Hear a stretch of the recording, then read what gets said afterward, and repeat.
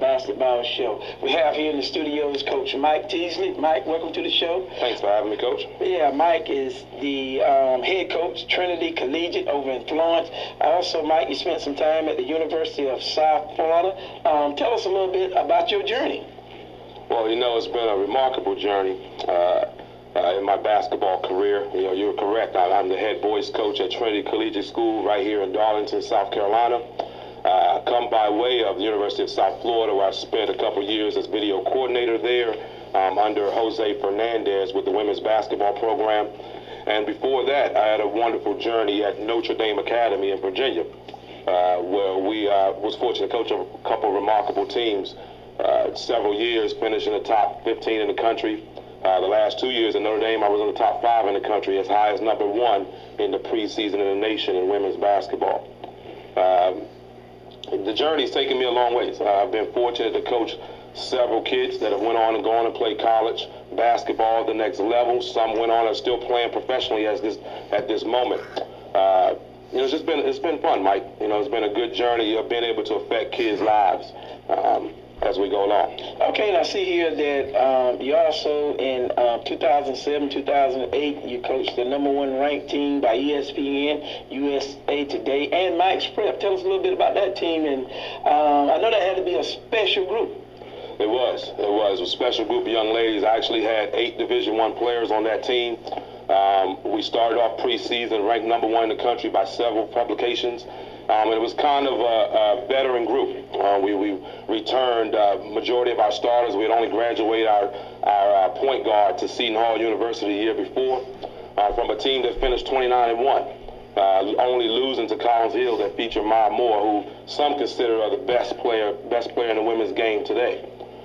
So we had a special group coming back. We had a special year, Mike. It was a great accomplishment. It was tough. It wasn't easy. It's hard being #1 in the country. Everybody in the country's coming after you.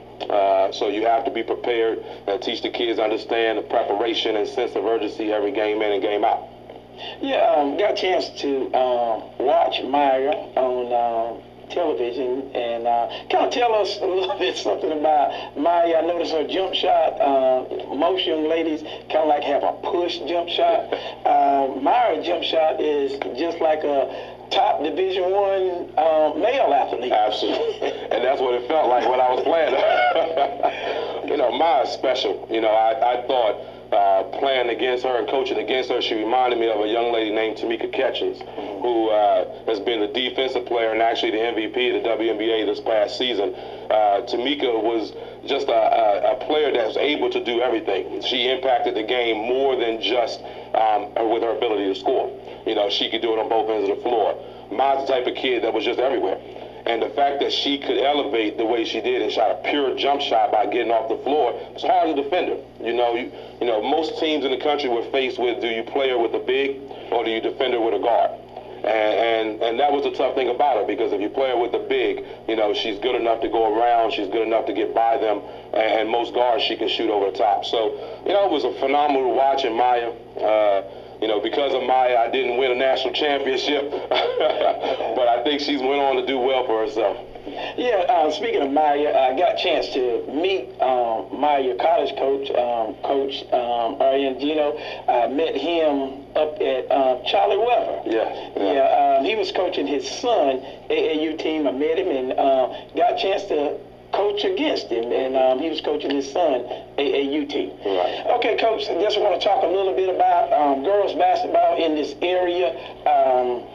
One of my goals, and a lot of other good coaches and basketball people, is to bring up girls basketball in this area. Correct. Okay. Tell a little bit about your thought of girls basketball in this area. I know you get out to see a few games. And what do you think we need to do? Well, one of the things that I'm pleased to see with girls basketball is we have more young girls playing now. And the game has gotten faster, it's more athletic, and those things are continue the growth of basketball in the women's game. One of the things that I noticed is different here in the South, and I'm from Washington, D.C. areas where I coach Notre Dame in Virginia. The athleticism and the quickness, the style of play is very different. You have more pressing teams, more athletic teams here in the South, and especially in this area. I think that that's one of the perks there, where you have kids that can play a tempo game. I haven't been able to see how much size here in the areas, but I've been able to see some pretty good guards around this area. I would like to see it grow. You know, being here and being involved in basketball on the women's side as much I have been, I'd like to see more things come in this PD area for girls basketball, so you can see them used to the talent outside of this area, bringing talent from the South, from Florida, or from the Virginia, Maryland area, or from Georgia and Tennessee. That ability to bring some of those teams here would only enhance the ability here in this area.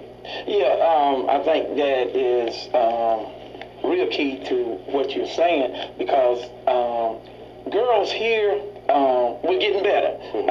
But here, they will only pick up the basketball when basketball season is in. Correct. Okay, but what we're doing now, we got a good AAU program here. Talk to some friends of mine. They starting girls AAU in other areas.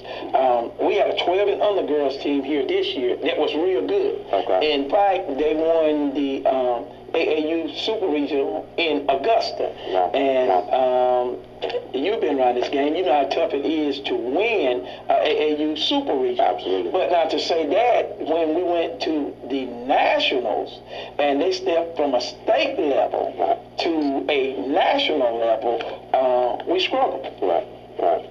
Well, I think the foundation is set. You can only grow from that.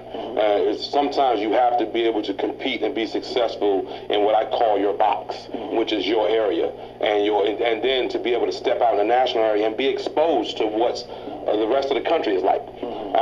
Because only when you have that exposure is when you can grow and know now what to expect, and now it can actually give the kids a little bit more incentive to not be just a kid that's only play when you have practice, to maybe get out there and pick that ball up on your free time, to maybe do some extra things to work on your body and your jump shot and your game. You know, you have to continue to do that. You know, the fact that we are now taking teams to the national level and they may struggle only is a good thing for the near future. You have to maintain that. Yeah, I think that is real key, that now when the girls come in this year and practice, they know what they got to do to compete on a national level. We'll be right back to the South Carolina Phenom Basketball Show.